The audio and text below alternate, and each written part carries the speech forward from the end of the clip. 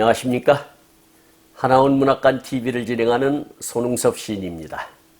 시청자와 문인 여러분, 오늘도 함께해 주셔서 감사합니다. 여러분, 점점 짙어지는 나뭇잎을 보셨나요? 연녹색에서 짙푸른 녹색으로 성숙해지는 모습이 마치 아이들이 커가는 모습을 연상케 하여 흐뭇합니다. 오늘도 그 나뭇잎처럼 성숙되어가는 여러분이 되시기 바랍니다. 오늘 주제는 예고한 대로 제106화 하나원 시인의 69번째 시 포인 세치학꽃입니다. 먼저 포인 세치학꽃이라는 신앙송을 진행자의 목소리로 들어보시겠습니다.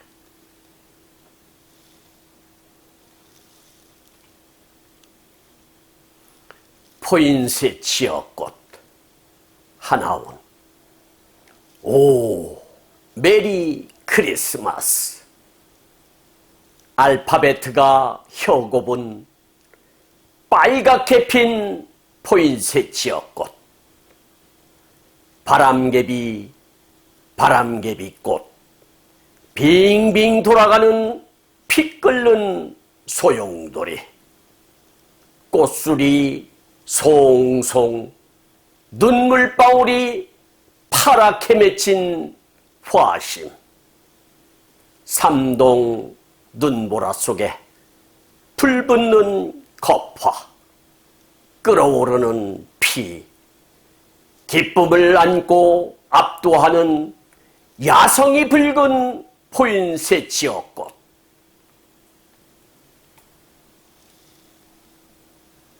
여러분, 포인세치학꽃이라는 신앙송 잘 들어보셨나요? 이 포인세치학꽃이라는 시는 1970년 2월 1일 발행된 시인이라는 문학지의 32페이지에 수록된 시입니다. 진행자가 들고 있는 이 책이 바로 시인이라는 잡지입니다.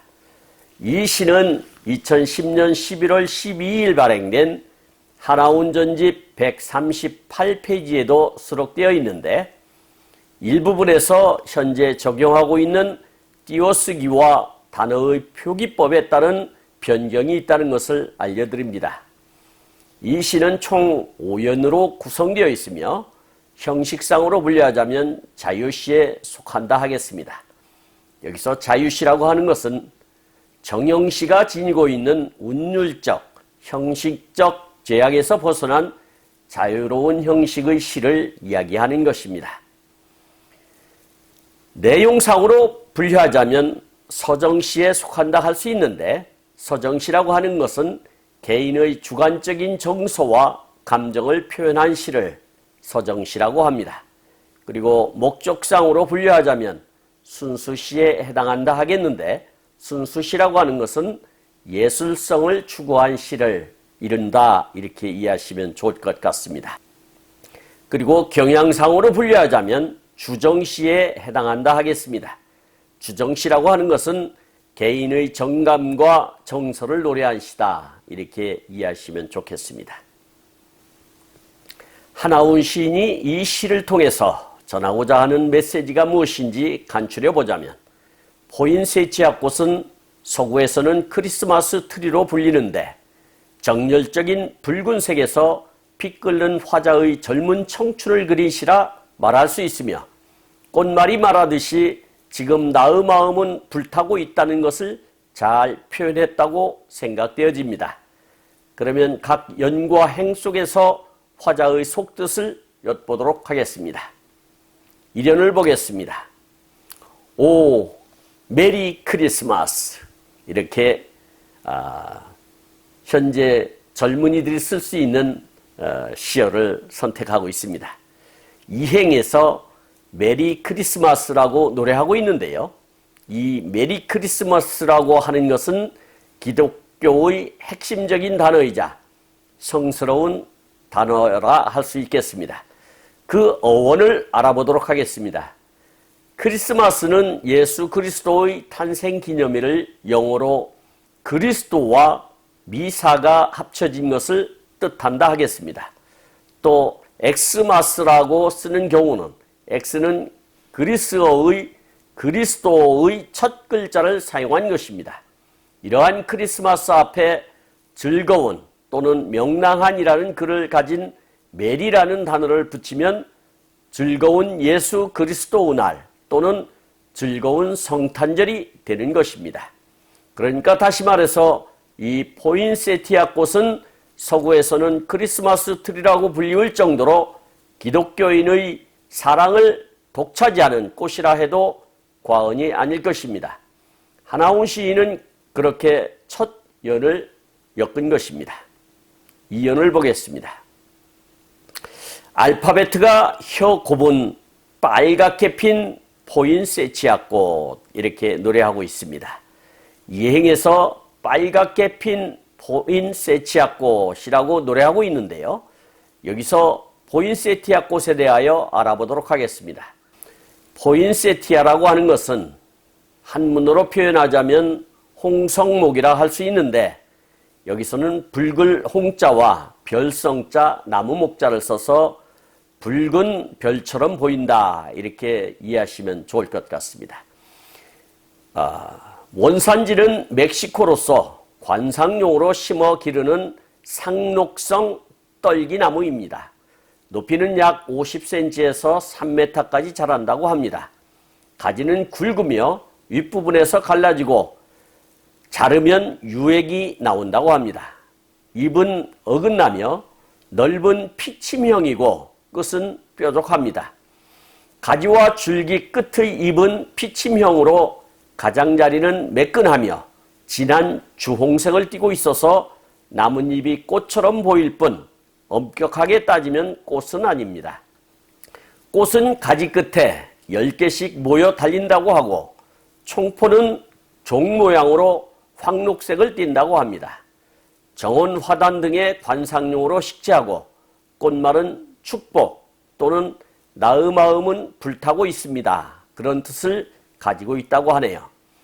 원래는 멕시코 원산의 관목인데 1828년에 탐험가 포이센트 씨라는 사람이 발견하여 포인세티아라는 이름이 붙어졌으며 유럽에 도입되면서부터 하나의 새로운 화훼작물로 개발되었다고 하네요.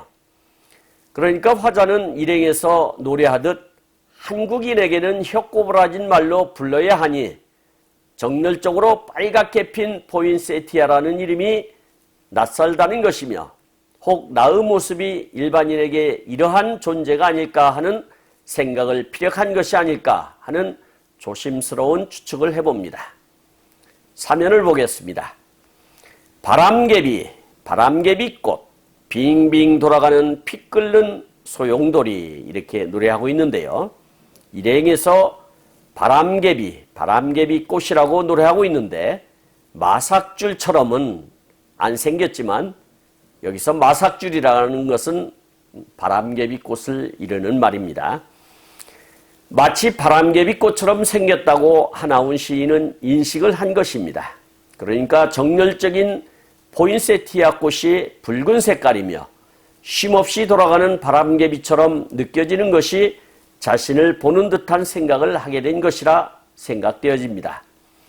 하나훈 자신의 삶도 되돌아보면 어린 나이에 부모의 품을 떠나 중학과정은 남단의 이리에서 유학을 했고 이어서 일본 동경으로 건너가 고등학교를 다녔으며 대학과정은 중국 북경에서 수학하였고 이어지는 순환사에 이어 몹쓸 병을 얻어 제 몸 하나 건사하기도 어려운 처지에 동병상련에 있는 문둥이의 권익과 자화를 돕느라 갖은 고생을 다하였으니 팽팽 돌아가는 바람개비의 삶이라 해도 과언이 아닐 것입니다.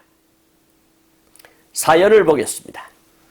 꽃술이 송송 눈물방울이 파랗게 맺힌 화심, 이렇게 노래하고 있습니다.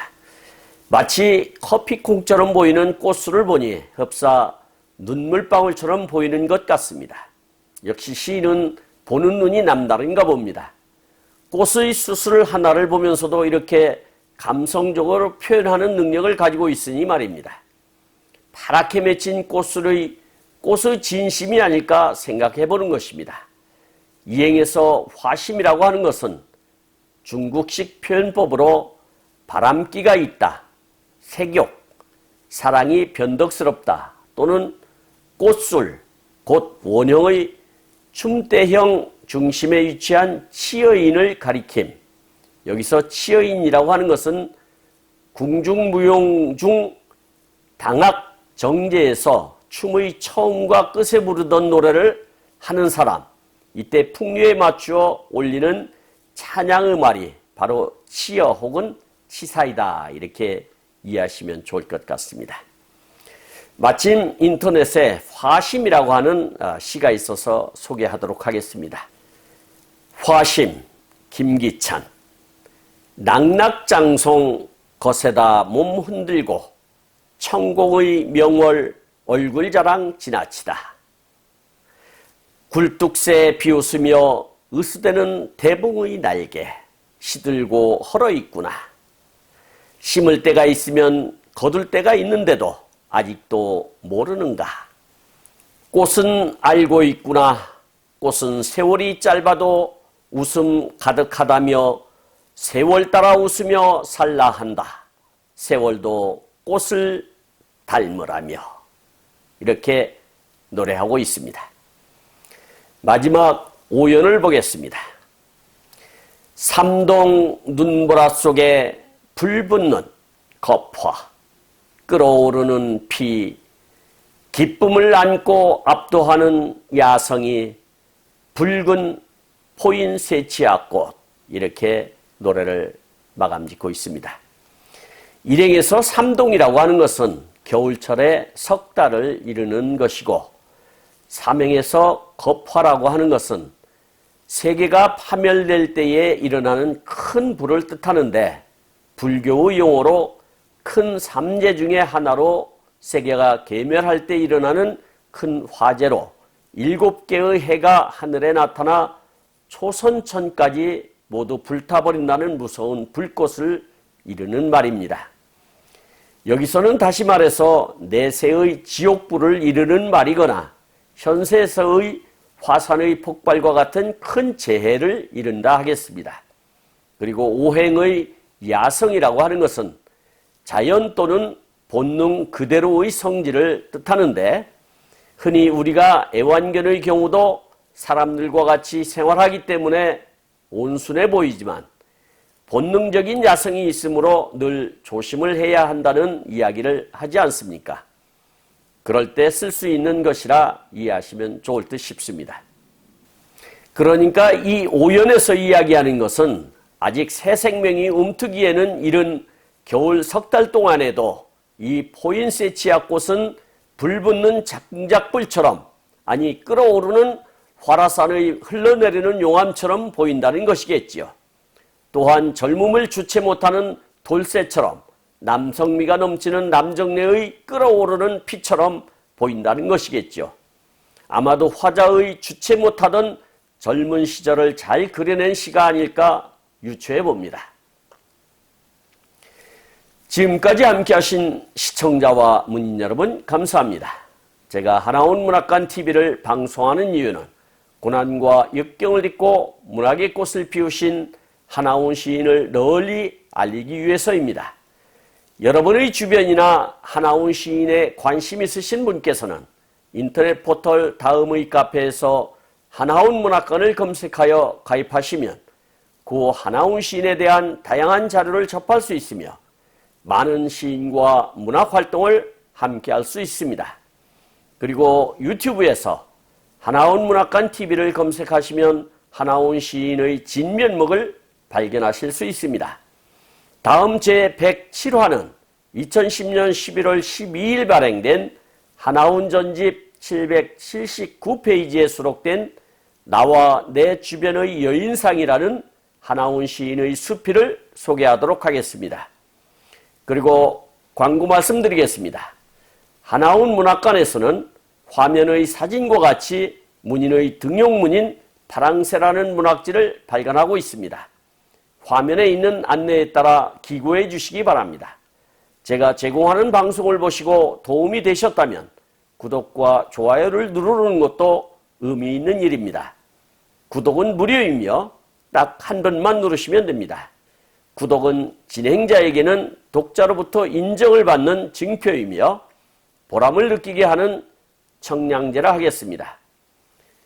보다 더 알찬 내용으로 찾아뵙겠습니다. 감사합니다. 진행의 손흥섭이었습니다.